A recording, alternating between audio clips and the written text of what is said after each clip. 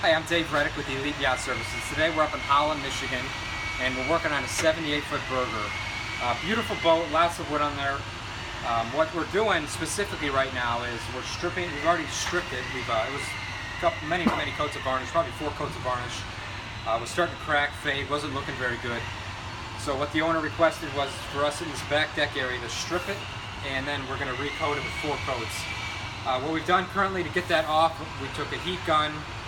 We took scrapers, heated it up, scraped it off piece by piece, worked all the way around this entire area, and got this result. What we then did was sanded it down, all the steps to sanding, got it all prepped.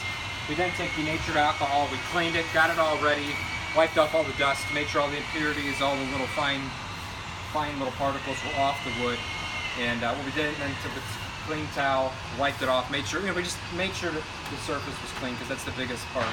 Is making sure that you've got a fresh surface to put down varnish. What we're doing today is we're going to use Epifanes High Gloss.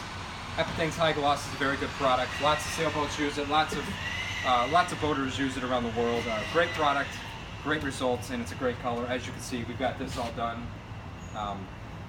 Very nice results, and we get those results. What I'm teaching today is really how to properly varnish a boat, how to roll and tip varnish. It's a very unique thing. Not very many people can do it well. But it's the best way to do it, and what we're going to do is just show you on these 2 pieces how we do it and how we get our results. What I did was Epifanes recommends your first coat after you've stripped it, got it all down. They recommend a 50%, diluted 50% with a special paint thinner. They've got a brush thinner, and that's what they recommend. But I didn't like doing 50%; it gets a little too thin, so I used 30% for our first coat. We're then going to work it down to 20%, 10%, and then 5% for the rest of the coats. And so anyways, what their recommendation is for the Epifanes High Gloss is a 4-inch roller with a badger hair brush. That's how you roll and tip. You roll it on with the foam, you then tip it with the badger hair brush, and you get a very nice result once it's dry. And then once it's dry, you then have to sand it a little bit with 320, add on another coat, sand it again, 320, add on another coat. And that's how you get the result that we're looking for. What I'm going to do is I'm going to show you real quick how we do it. You roll a little bit on there. You don't want too much on there. Too much varnish is not very good at all. It produces a little too much buildup, and it just doesn't roll on very well. Once it dries, it's all grainy, and you've got to sand it down again. So a thin layer, less is better for this varnish that we're using today. So we're just going to lightly roll a little bit on there. Just kind of work it in there. And then we're going to take our badger hair brush. What we're going to do is we're going to start, a lot of people start in the middle, work one way, work the other way. What I like to do is start from one side and just work to the end. We just want to get a nice even coat across the whole surface we're rolling.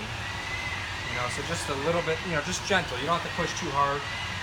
We don't want the roller to push out too much varnish because, like I said, it builds up too much. So just a light layer is exactly what we're looking for. So just kind of make sure we're getting all the areas evenly. I always want to keep this close by, because right when we get done rolling, I'm going to immediately tip the varnish. So just a nice even coat. Another part of this is prep work, making sure you prep the paint. Prep the sides of the boat, wherever you are, whatever surface it is. Make sure you tape off, because once this dries, it's a very hard product.